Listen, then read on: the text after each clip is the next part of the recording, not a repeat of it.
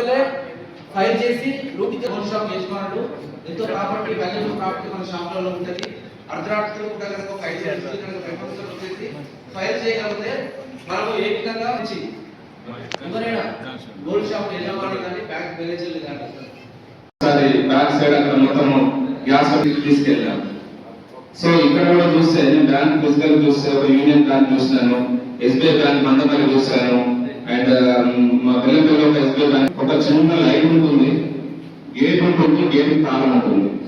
So వెనుక side చూస్తే అన్ని బుషెస్, ఎంత విండోస్ ఉంటాయి దానికి. సో వెనుక నుండి ఎవరైనా వచ్చేసి దాన్ని హోల్డ్ చేసి పెద్ద అన్ని సదుపాయ నిదానంగా ఇంపార్టెంట్ తీసుకపోయినా కూడా ఎవరు అడిగే దిక్కునే అవకాశం లేదు. సో దయచేసి నేను చెప్తున్నాను, మీకు తెలుసు సెక్యూరిటీ ఏ ఉందో. ఒకటి సీసీ ఉన్నప్పుడు పోలీసులకు సంబంధించినటువంటి పోలీసులు కాపాడుకోవడం బయట చేశాను. నేను మా ఎస్ఐ బ్యాచ్ చేశాను. చాలా దారుణమైన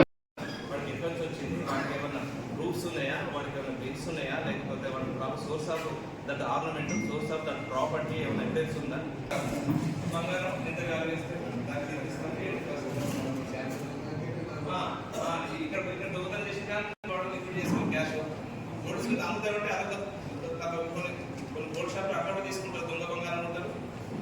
అది ఇప్పుడు తగ్గినది, ఒకప్పుడు బాగుంది, జాగ్రత్త పడుతుంది. ఏం చేసిన మనం ఇక్కడ చేసినప్పుడు ముత్తూరులో పెట్టిండు బంగారం. ముత్తూరు ఏమంటుంది, ప్రాపర్టీ తీసుకో, వాడు తెచ్చి లోపల బట్టి తీసుకుంటే వాళ్ళకి డబ్బులు ఇచ్చేస్తాం. మాది ఒప్పుకోరు సార్, మేము మాకు కోర్టు నుంచి పంపించాలి సార్, మా పైన చెప్పాలండి. ఇంకొకసారి అయితే వాళ్ళ కేసులో పెట్టి అందులో వాళ్ళను రిసీవర్ ఆఫ్ స్టోలన్ ప్రాపర్టీ కింద అక్యూట్ చేస్తాం.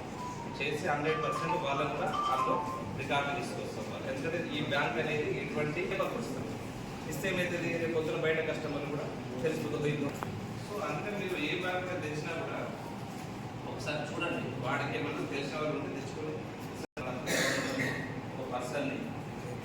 ఇక్కడ bank managers and jewellery shop సంబంధించిన యజమానులు మరియు లాడ్జెస్ సంబంధించిన యజమానులతోటి ఈరోజు ఒక మీటింగ్ ఏర్పాటు చేయడం జరిగింది. ఈ మీటింగ్ యొక్క ముఖ్య ఉద్దేశం ఏంటంటే మెయిన్ వచ్చేసి సెక్యూరిటీ ల్యాప్సెస్ బ్యాంకులలో కానీ జ్యువెలరీ షాప్లో కానీ లాడ్జెస్లో వాళ్ళు ఎలాంటి ప్రికాషన్ తీసుకోవాలి, వాళ్ళ యొక్క సెక్యూరిటీ ఏ రకంగా వాళ్ళు ఇంప్రూవ్ చేసుకోవాలి, సో అఫెన్స్ని మనం ఎట్లా ప్రివెంట్ చేసుకోవాలి, దానికి సంబంధించినటువంటి ఎక్విప్మెంట్ ఏమి ఉండాలి, దానికి సంబంధించిన సెక్యూరిటీ ఏ రకంగా అరేంజ్ చేసుకోవాలి, ఆ సిస్టమ్ని ఎట్లా డెవలప్ చేసుకోవాలి, దాని మీద డీటెయిల్గా వాళ్ళకి చెప్పడం జరిగింది. ఎందుకంటే ఈ మధ్య ఇంటర్ స్టేట్ బయట నుంచి కూడా ప్రొఫెషనల్ అఫెండర్స్ వచ్చేసి చాలా అఫెన్స్లు అక్కడక్కడ చేస్తున్నారు కాబట్టి, సో దాన్ని దృష్టిలో పెట్టుకొని ఇక్కడ అఫెన్స్ కాకుండా దాన్ని ప్రివెంట్ చేయడం కోసం సో ముందు వీళ్ళకి ఒకసారి అవేర్నెస్ కలిగించి, అదేవిధంగా నెక్స్ట్ ఆ యొక్క ప్రికాషన్స్ ఏది సెక్యూరిటీ సంబంధించిన ఎక్కడైనా ల్యాబ్సెస్ ఉంటే వాటిని మనము ఆ సెక్యూరిటీ ల్యాబ్సెస్ని కవర్ చేసుకుని దానికి సంబంధించిన అరేంజ్మెంట్ చేసుకోవాలని చెప్పి అందరు కూడా దీనికి కోఆపరేట్ చేయాలి. ప్లస్ ఇది మ్యాండేటరీ అని చెప్పని దాంట్లో మేనేజర్స్కి అండ్ జ్యువెలరీ షాప్ ఓనర్స్కి అండ్